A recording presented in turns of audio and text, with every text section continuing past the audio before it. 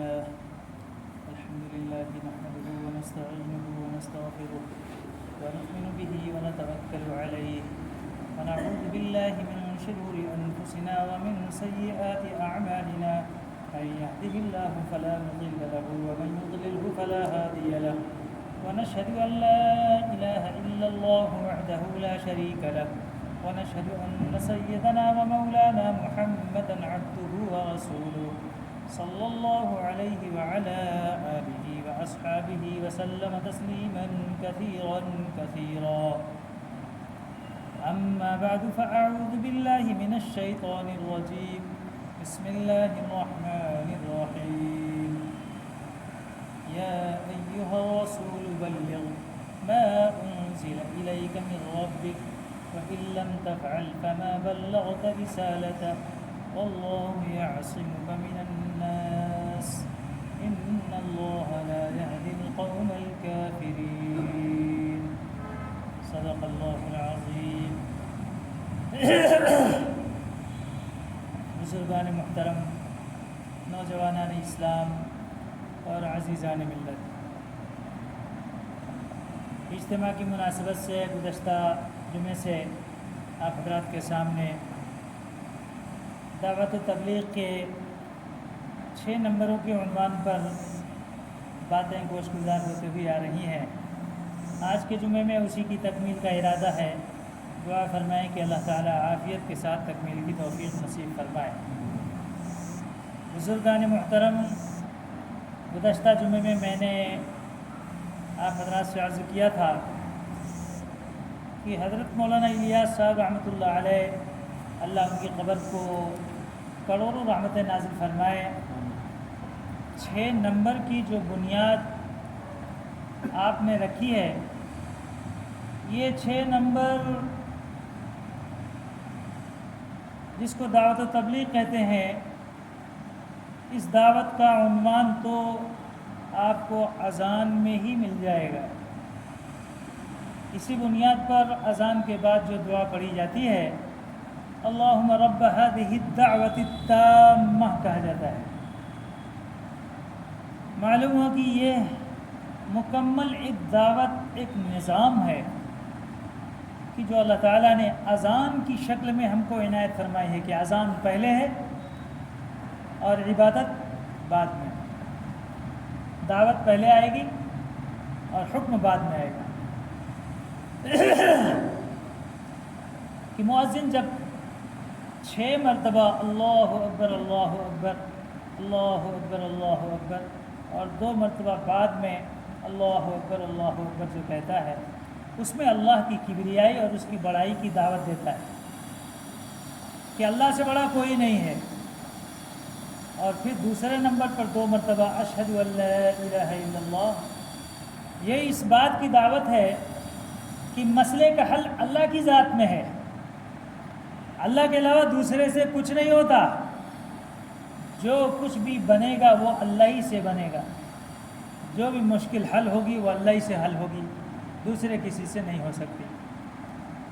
اس کے بعد تیسرے نمبر پر دعوت کا جو کلمہ آتا ہے وہ اشہد ان محمد رسول اللہ ہے کہ اللہ تک پہنچنے کا اور اللہ سے کام کو بنانے کا راستہ، واحد راستہ محمد الرسول اللہ صلی اللہ علیہ وسلم کی ذات گرامی ہے کہ انہی سے ہم اللہ تک پہنچ سکتے ہیں اور اپنے کاموں کو بنا سکتے ہیں، اور ان کے علاوہ کوئی اب دوسرا راستہ دنیا کے اندر بچا نہیں ہے. کہ جن کی عظمت کو اور جن کی شرافت اور جن کی بزرگی کو انسان ہی نہیں دوسری مخلوقات بھی پہچانتی تھی. کہ اللہ کے حبیب صلی اللہ علیہ وسلم اگر کبھی میدان میں بھی کہیں تشریف لے جایا کرتے تو پہاڑ بھی آپ کی عظمت کو، جھاڑ بھی آپ کی عظمت کو پہچانتا تھا.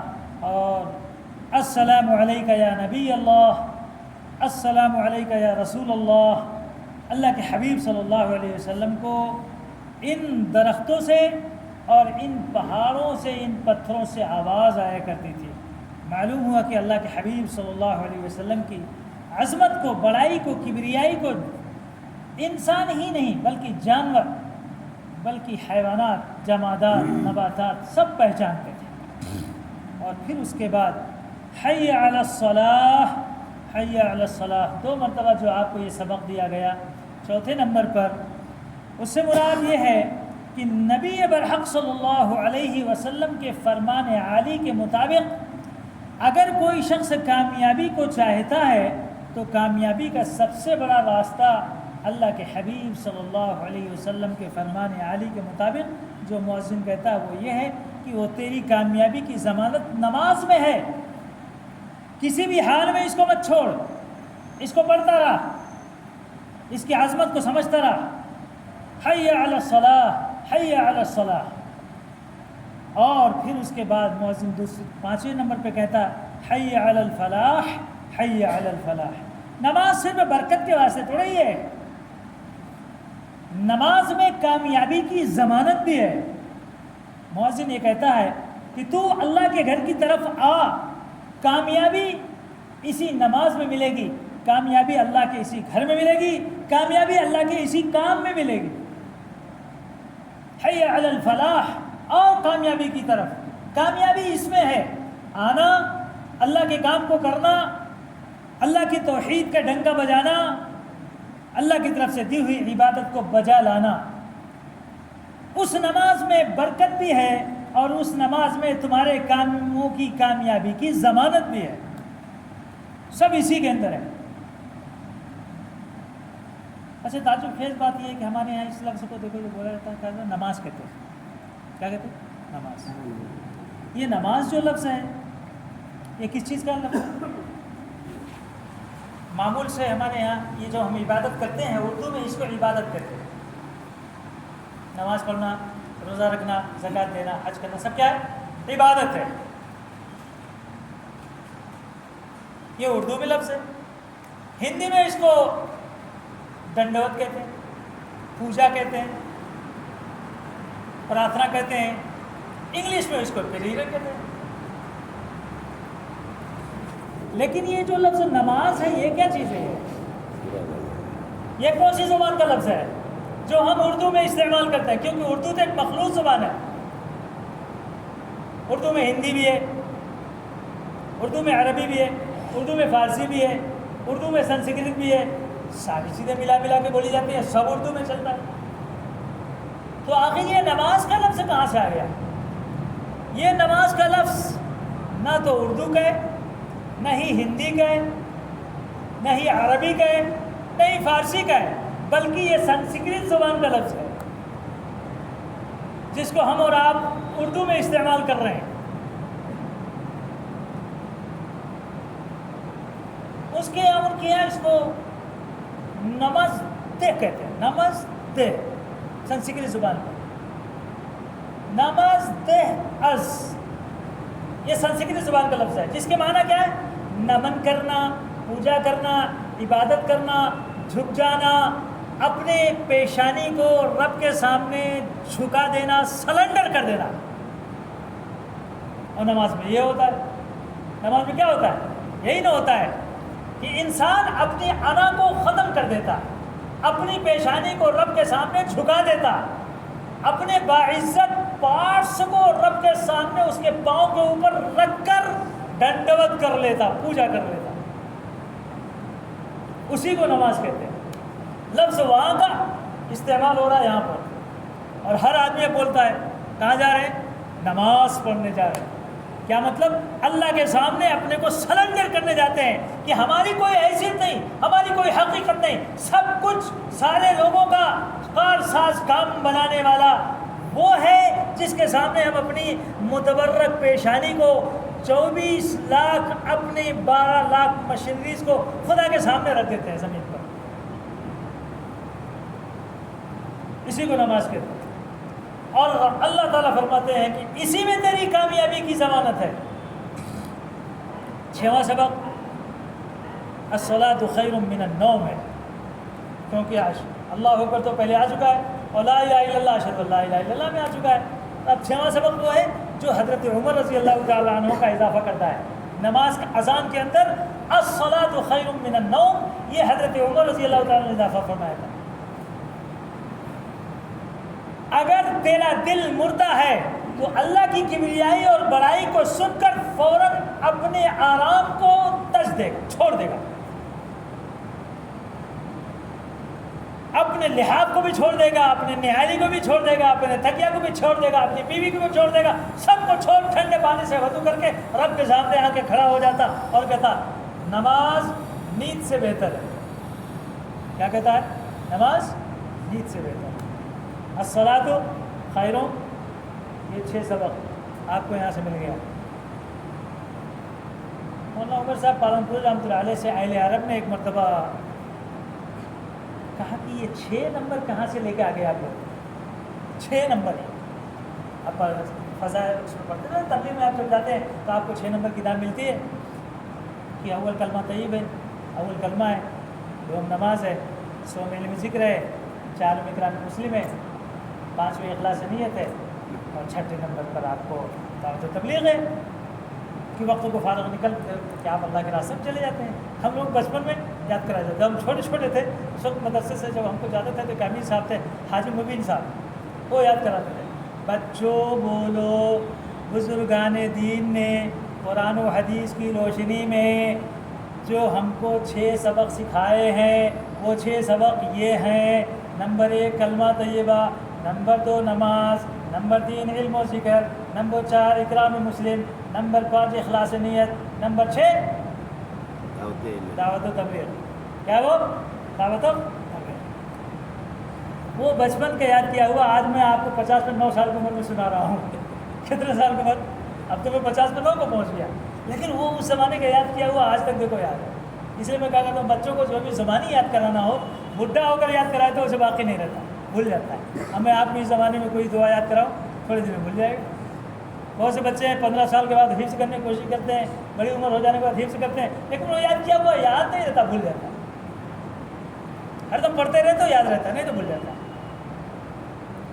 مولانا ابراہیم صاحب رحمۃ اللہ ہمیشہ بولتے تھے نا، اگر کسی حافظ نے 1 سال تراویح نہیں سنایا تو آدھا حافظ ہو جاتا، اور اگر دوسرے سال بھی نہیں سنایا تو خدا حافظ، پورا بھول جاتا، پورا بھول جاتا۔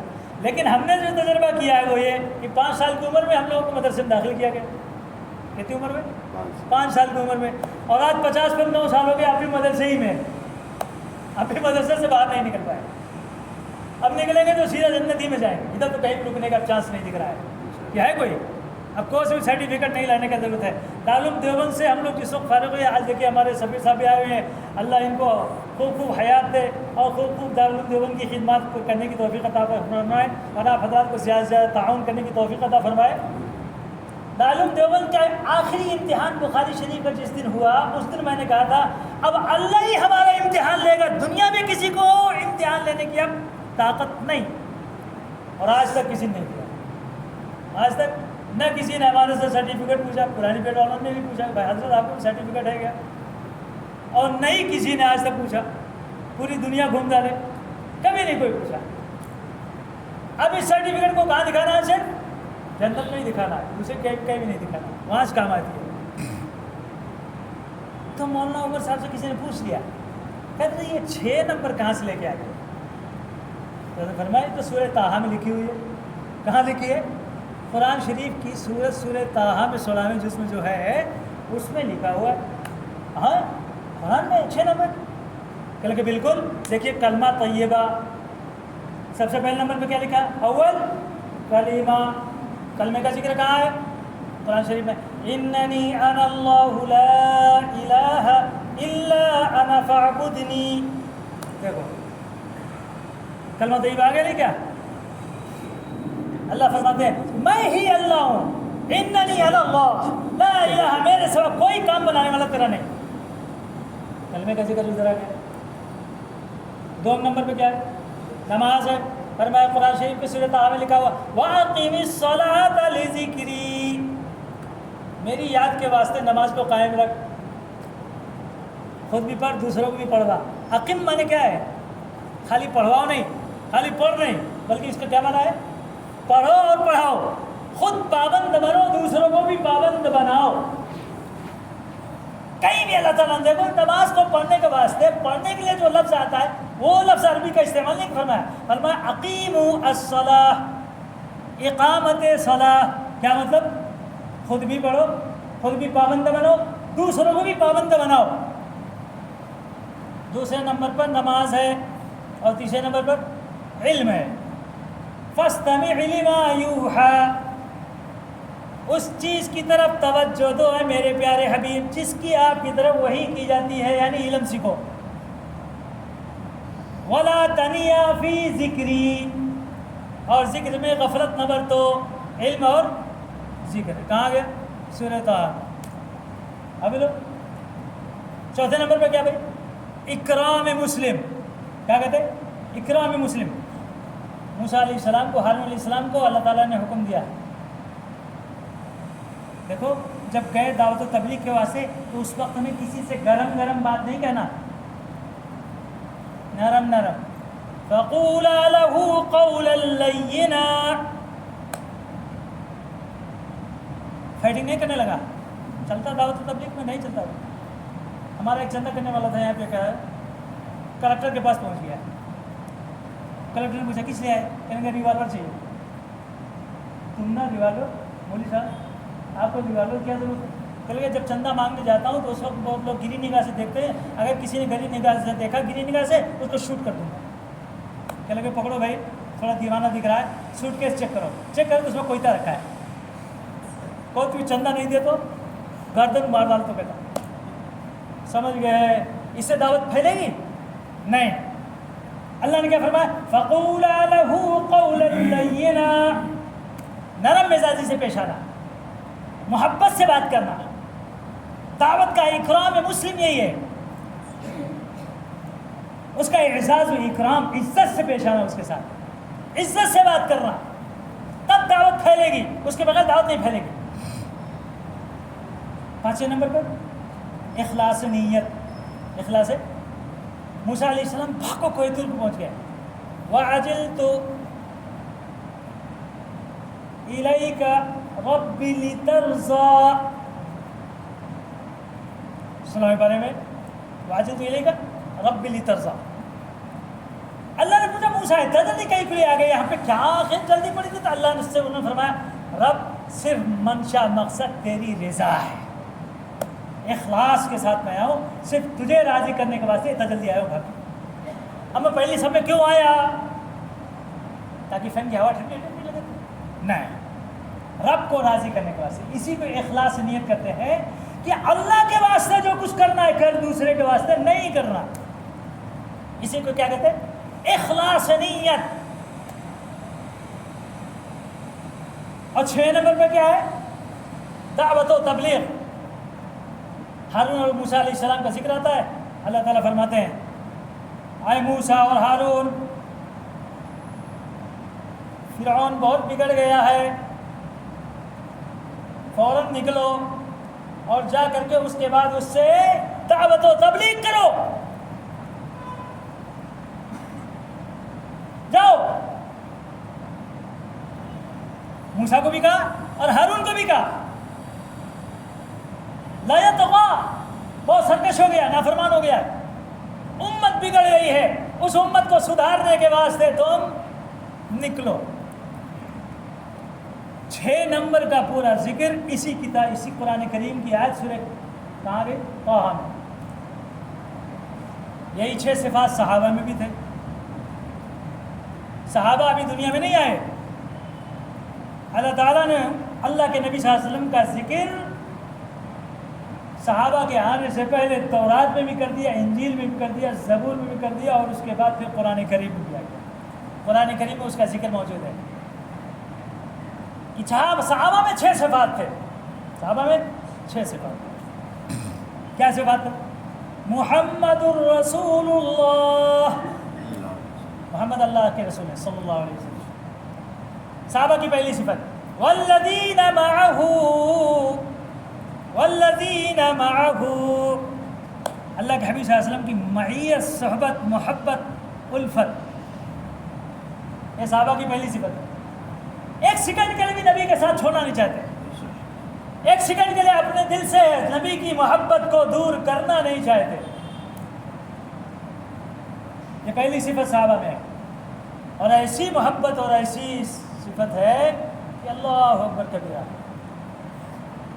ایک صحابی آتے ہیں، کہتے ہیں اے اللہ کے نبی صلی اللہ علیہ وسلم آپ سے ہم کو ایسی محبت ہے ہم گھروں میں رہتے ہوئے بے چین و بے قرار ہو جاتے ہیں، گھر میں دل لگتا نہیں، بھاگ کو آتے ہیں اس کے بعد آپ کو دیکھتے ہیں دل مطمئن ہو جاتا ہے، بھاگ کو آتے ہیں آپ کا گھر دیکھ لیتے ہیں دل مطمئن ہو جاتا ہے، لیکن جب ہم سب دنیا سے رخصت ہو جائیں گے آپ تو آپ ہیں، تمام نبیوں کے سردار ہیں، آپ کتنی بڑی جنت میں رہیں گے، ہمارے پاس کوئی عمل نہیں،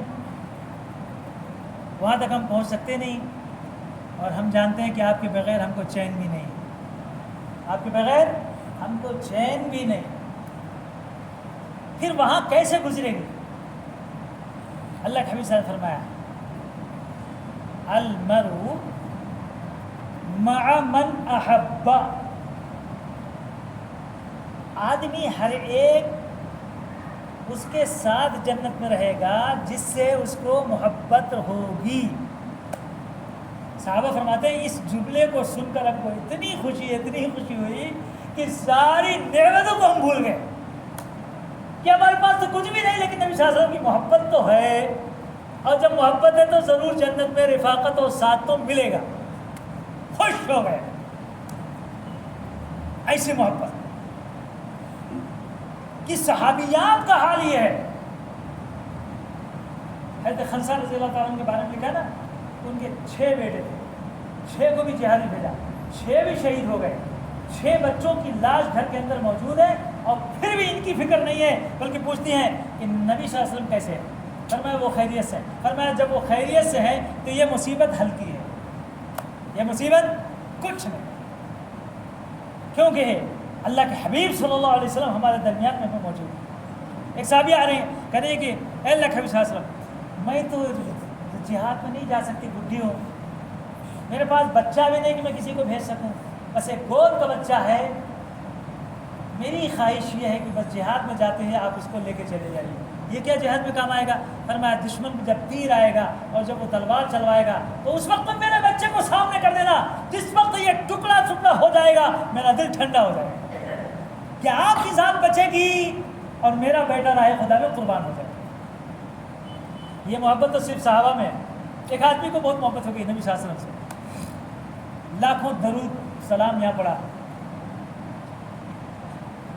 پڑھ کر کے اس کے بعد اللہ نے اس کو توفیق دیا، عمرہ کرنے چلا گیا عمرہ کرنے، تو بہت روتا تھا وہاں پہ، روزے اقدس کے سامنے جب آتا تو صلاۃ و سلام کے بعد بے پناہ روتا، یہاں تک کہ ایک دن سو گیا۔ جب سو گیا تو اس کے بعد اللہ کے حبیب صلی اللہ علیہ وسلم کو خواب میں اس نے دیکھا، یہ گاڑی ہے، اس گاڑی کو میں چلا رہا ہوں، میرے بغل میں نبی صلی اللہ علیہ وسلم گاڑی کے سیٹ پر بیٹھے ہوئے ہیں، پیچھے 2 صحابہ موجود ہیں وہ گاڑی میں گاڑی چلاتا ہوا پہاڑ کے اوپر چڑھ رہا ہوں، گاڑی خراب ہو گئی۔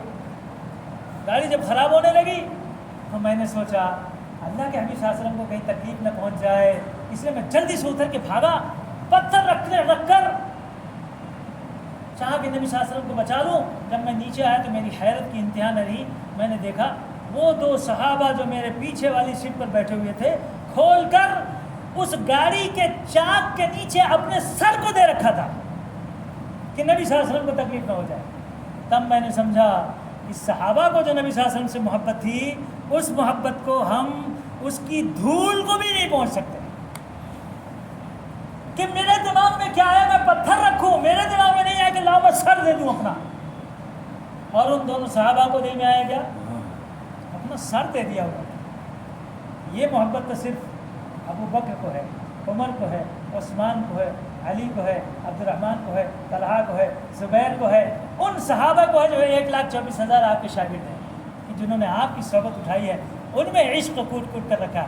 تو اللہ نے فرمایا میرے صحابہ کے 6 صفات، پہلی صفت یہ ہے کہ اس کے اندر ایسی محبت ہے کہ دنیا میں قیامت تک کسی کے اندر وہ محبت معیت کی پیدا نہیں ہو سکتی، وہ صرف صحابہ میں ہے، وہ صرف صحابہ میں۔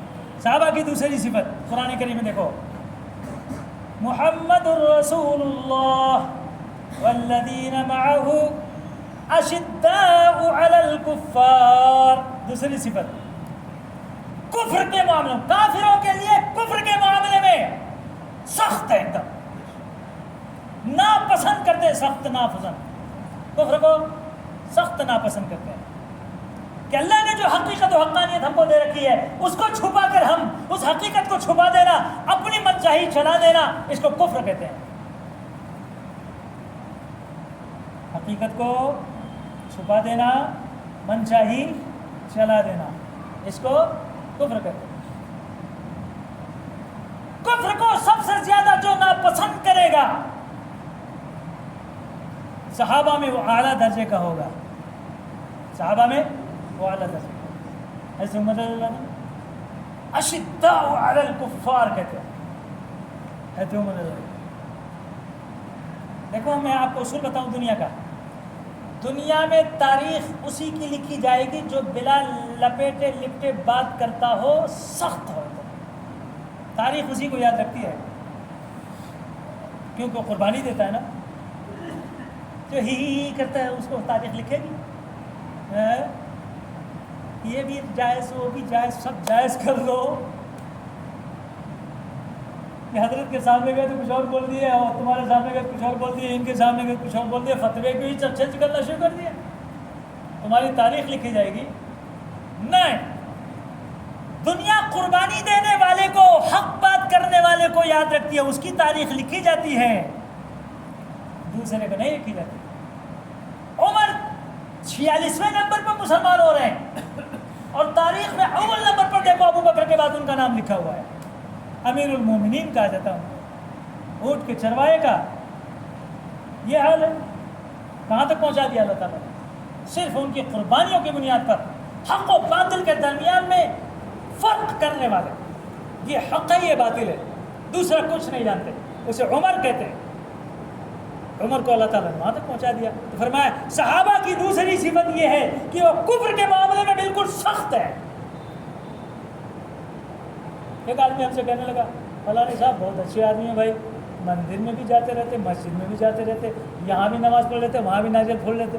میں نے کہا جنازے میں پھر کوئی نہ رہے گا، ایسے منافق کو جنازے میں کوئی نہیں رہے گا، نہ وہ لوگ آئیں گے نہ یہ لوگ جائیں گے، سمجھ گئے؟ پکا یا تو ادھر یا ادھر، ادھر بھی ہی کر رہا ادھر بھی وہ کر رہا، کیا چلے گا یہ انسان ہے، اس کے اندر ذرا بھی ایمان نہیں ہے۔ اشداء علی الکفار، فرمایا تیسری صفت رحماء بینہم، آپس میں ایک دم شیر و شکر، دودھ اور شکر کے جیسے ہیں۔ صحابہ آپس میں اس طرح سے رہتے ایک دم جڑ۔ مومن کی شان یہی ہوتی ہے، رحماء بینہم، ایمان، تو پٹھان کی، تو سید کی، تو شیخ کی، تو کوس، وہ مطلب نہیں، تو مومن، تو مسلمان، تو صحابی رسول، تو میرے نبی کا کلمہ پڑھنے والا، میرے نبی کا عاشق، بس ہو گیا،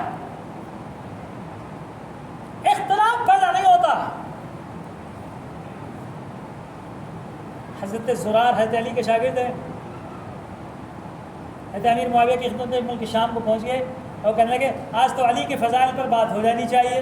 فرمایا بالکل، حالانکہ حضرت امیر معاویہ حضرت علی کے درمیان میں کچھ ذاتی مسائل میں نہیں بلکہ نظریاتی مسائل میں تھوڑا سا اختلاف چلتا ہے، لیکن اس اختلاف کے باوجود بھی فرمایا علی کے فضائل میرے سامنے بیان کر۔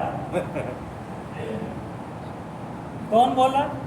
حضرت امیر معاویہ ملک شام میں بیٹھے وہ فرمایا، اور اس کے بعد انہوں نے جو فضائل بیان کیے وہ اللہ اکبر کبیرہ، علی علم کا دروازہ ہے۔ کہ حضرت عمر فرمایا کرتے تھے لولا علی اللہ لک عمر، اگر علی نہ ہوتے تو عمر ہلاک ہو جاتا۔ علم کے فضائل بیان ہو رہے ہیں۔ دنیا کے معاملے میں فرمایا سارے صحابہ دنیا کے سامنے آئے، اور حضرت عمر امیر المومنین جیسا انسان بھی جس وقت میں ملک فارس سے سونے چاندی ہیرے جواہرات آئے اور اتنا مسجد نبی میں ڈھیر لگ گیا کہ ایک طرف کا بیٹھا ہوا انسان دوسری طرف دکھائی نہیں پڑتا تھا، حضرت عمر نے اس کا چکر کاٹ کے فرمایا اور فرمایا اے دنیا، میں تو یہ نہیں کہہ سکتا کہ تیری مجھ کو ضرورت نہیں ہے، تیری مجھ کو ضرورت نہیں ہے، میں نہیں کہہ سکتا، لیکن تیرے شر سے پناہ مانگتا ہوں، تیرے شر سے پناہ مانگتا ہوں۔ لیکن حضرت علی رضی اللہ عنہ نے فرمایا، حضرت علی رضی اللہ عنہ کے سامنے فرمایا، اس وقت حضرت علی نے فرمایا یا دنیا غیری غری، اے دنیا دوسروں کو تو دھوکہ دے، مجھے دھوکہ نہیں دے سکتی، میں نے تجھے 3 طلاق دیا۔ کہتے ہیں 3 طلاق کے بعد بیوی آتی واپس، چلی گئی نہیں، ٹھنا ٹھن مار ڈالے تو کہاں واپس آتی۔ ایک سید نے آ کر ہم سے شکایت کیا، حضرت بہت تنگی ہے، بہت پریشانی ہے، کیا کرنا، سمجھ میں آتا ہے، ہاتھ کو آتا، منہ کو نہیں آتا، آیا بھی تو ختم ہو جاتا، جمتا نہیں ہے۔ میں نے کہا کہ بھائی آپ کو ایک بات بتاؤ، کبھی برا نہیں ماننا آپ، باپ نے اگر ہماری اماں کو طلاق دے دیا ہو تو اس اماں سے ہمارا نکاح ہوتا کیا؟ ہوتا نہیں، ہوتا، کبھی نہیں ہوگا۔ باپ نے جس کو طلاق دے دیا اس سے میرا نکاح ہو سکتا بیٹے کا؟ نہیں ہو سکتا۔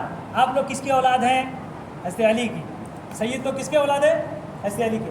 حضرت علی کے سامنے جب دنیا آئی تو انہوں نے اس کو کتنی طلاق دیا؟ 3 طلاق دیا۔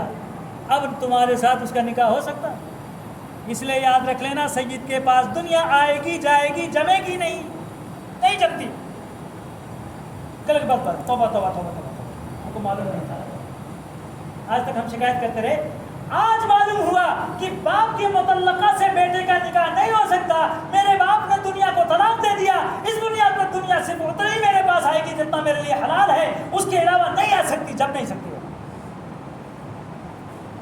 یہ حضرت علی کے فضائل میں ہے، اس لیے ان کو امام الفقراء کہا جاتا ہے۔ امام الفقراء، کہ جب یہ فقیروں کا، اللہ والوں کا جھنڈا جب اٹھے گا تو سب سے سامنے حضرت علی کا جھنڈا ہوگا، سب کے سامنے حضرت علی کا جھنڈا۔ رحماء بینہم، سکھایا جا رہا ہے اختلاف کے باوجود بھی مخالف کی کبھی شکایت نہ کر، کہ جس پلیٹ میں تو نے کھایا اسی میں سوراخ کرنے کی کوشش کر رہا ہے۔ بھائی بھائی میں لڑائی ہو جاتی ہے، اس کا مطلب یہ نہیں ہوا کہ بھائی کے بارے میں تو سوراخ کرتا رہو، سب کے بارے میں نہیں، وہ تیرا بھائی ہے، یہ مسلم ہے، مسلم کی شکایت کیسے کرتا ہے؟ عالم کی شکایت کیسے کرتا ہے؟ کیا اس میں سوراخ کرنے کی کوشش کر رہا ہے؟ فرمایا صحابہ کی یہ شان نہیں ہے، رحماء بینہم، آپس میں دودھ شکر کے مثل ہونا چاہیے، مل کر مودت کے ساتھ، محبت کے ساتھ۔ مولانا ابوالکلام آزاد سے ایک مرتبہ کسی نے پوچھا،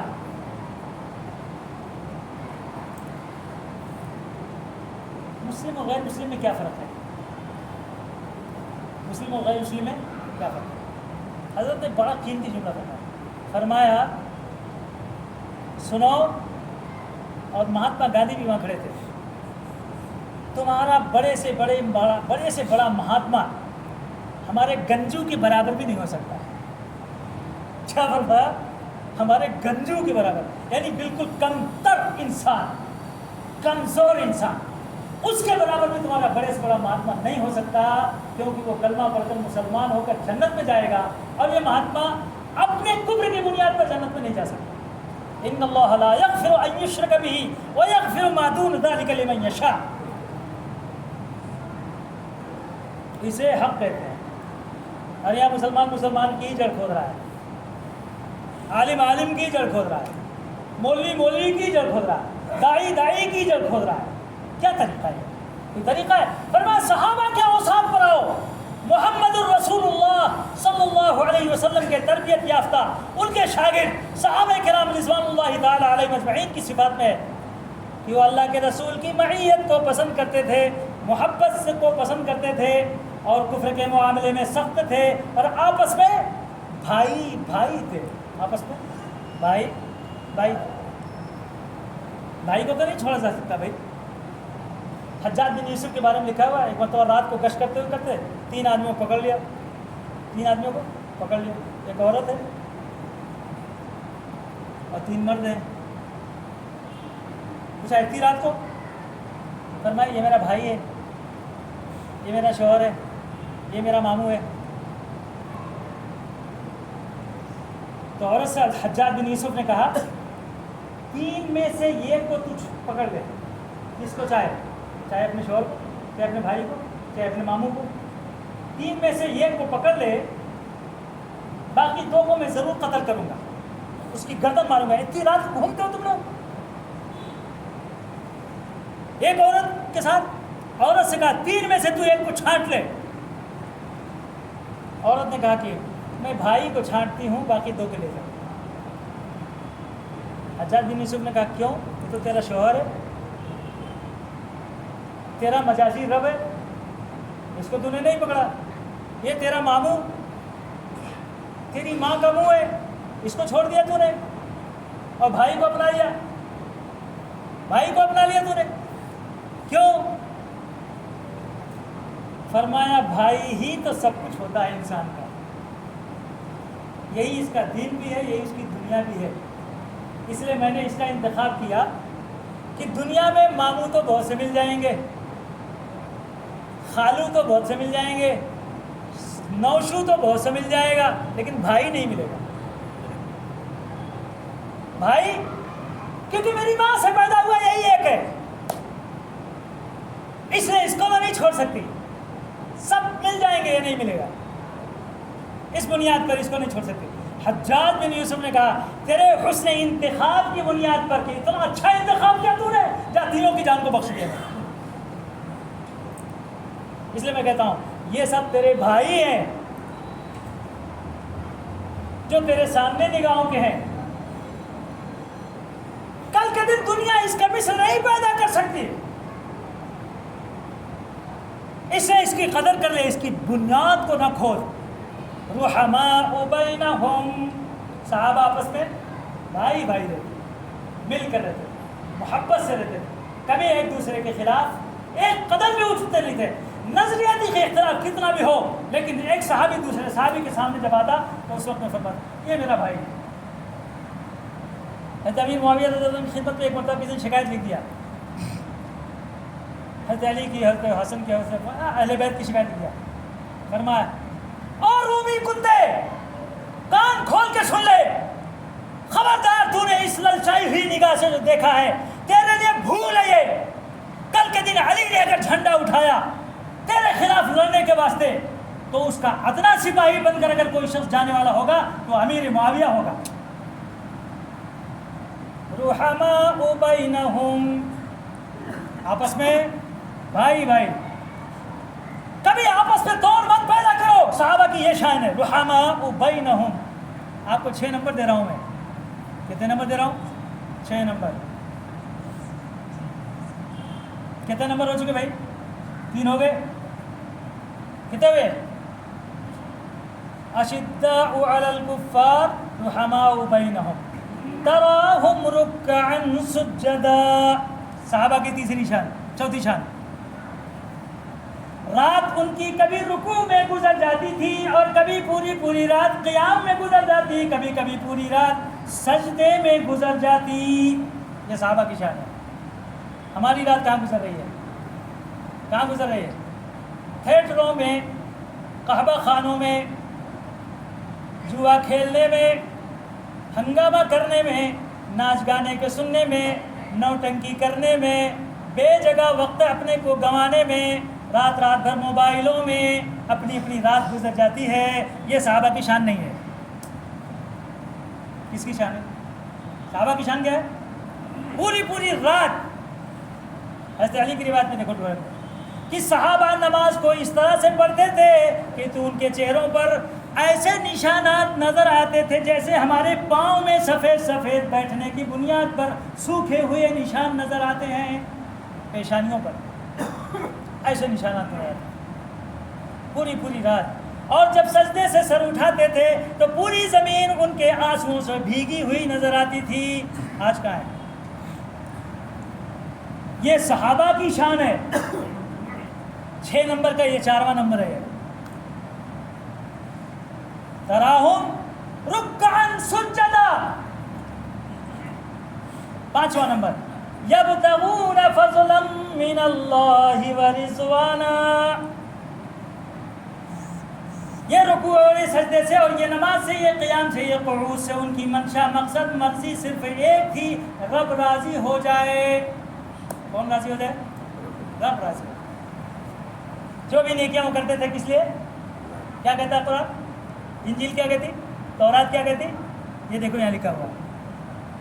ان کی مرضی اور منشا اور مقصد صرف یہ کہ رب راضی ہو جائے بس، باقی پوری دنیا ناراض ہو جائے اس سے مطلب نہیں. یہ ہم نے جو رکوع کیا، سجدہ کیا، قرآن پڑھا، تلاوت کیا، نماز پڑھی، قیام کیا، سعود کیا، سلام پھیرا، سب کچھ جو کیا منشا مقصد صرف یہ. یبتغون فضلا من اللہ ورضوانا. 5 نمبر ہو گئے. اخلاص نیت آ گیا. چلو 6واں نمبر آ گیا. آج 6 نمبر پورا ہونا ہے نا. 6 نمبر 6 نمبر کو قرآن شریف کہتا ہے صحابہ کی شان یہ تھی سیماہم فی وجوہہم من اثر السجود. واہ کیا قرآن شریف کا ذکر ہے اس کا. اللہ نے اتنا زبردست قسم کا نقشہ کیا. فرمایا کہ اس نماز کی برکت سے، رکوع سجدے کی برکت سے، قیام کی برکت سے ان کے چہرے ایسے چمکتے تھے کہ چمکتے ہوئے چہرے کو کوئی شخص دیکھ لیتا اور دیکھنے کے بعد فوراً فیصلہ کر دیتا کہ یہ چہرہ جھوٹے کا چہرہ نہیں ہو سکتا، یہ سچے کا چہرہ ہے. یہ کس کا ہے؟ سیماہم فی وجوہہم من اثر السجود. ان کی پیشانیوں پر، ان کے چہرے پر سجدے کے ایسے نشان ہوتے تھے کہ ان نشان کو دیکھ کر آدمی فیصلہ کر دیتے تھا کہ سچا پکا مومن مسلمان ہے. اس کے نور کو دیکھ کر ایمان لائے بغیر چارہ نہیں. ایمان لانا ہی لانا. اللہ کے نبی صلی اللہ علیہ وسلم جس وقت میں مدینہ شریف تشریف لے آئے تو اس وقت میں یہودیوں کے سب سے بڑے عالم عبداللہ ابن سلام، بہت بڑے عالم تھے، عبداللہ ابن سلام آئے. کہنے لگے اگر نبی برحق ہے تو میں آج سے ان سے کوشچن کروں گا، سوال کروں گا، دیکھو میرے جواب دے دیتے تو انشاءاللہ میں ایمان لے آؤں گا. اور جب آئے اللہ کے نبی صلی اللہ علیہ وسلم کا خالی چہرہ دیکھا اور دیکھتے ہی فرمایا یہ کسی جھوٹے نبی کا چہرہ نہیں ہو سکتا، یہ کسی جھوٹے چہرے کا نبی نہیں ہو سکتا. آج تو حالت یہ کہ قبرستان میں ہم نے سنا ایک آدمی کو کہتے ہوئے اے با کب تو بھی وضو کا پانی بھی چہرے پہ ڈال لیا کر، کیا ایسا چہرہ بنا رکھا ہے.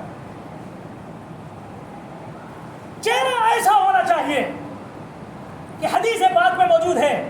اللہ کے حبیب صلی اللہ علیہ وسلم معراج میں ہیں، 7 آسمان پار کر چکے ہیں، رفرف پر بیٹھ کر اللہ کے دربار تک پہنچ چکے ہیں.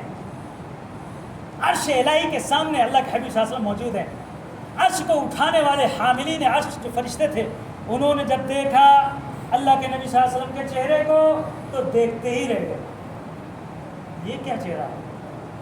ہم تو سمجھتے تھے کہ فرشتوں کا چہرہ سب سے زیادہ چمکدار ہوگا، یہ کون آ گیا جس کا چہرہ نہایت چمکدار ہے اور بے ساختہ ان کی زبان سے نکلا سبحانک، پاک ہے اللہ آپ کی ذات.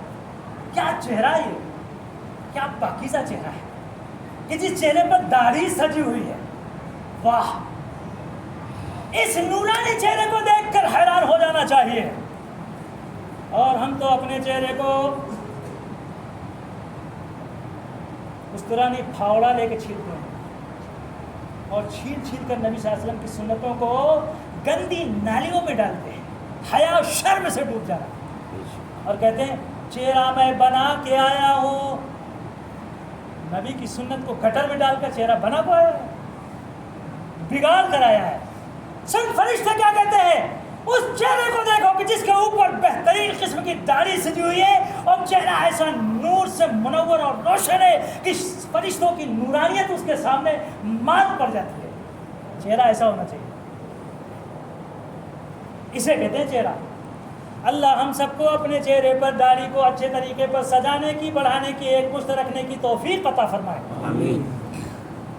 یہ چہرہ منور ہے. اس چہرے کو دیکھ کر اسلام کی، ایمان کی اور اس کو اپنانے کی خواہش اور تمنا اور آرزو ہوتی ہے.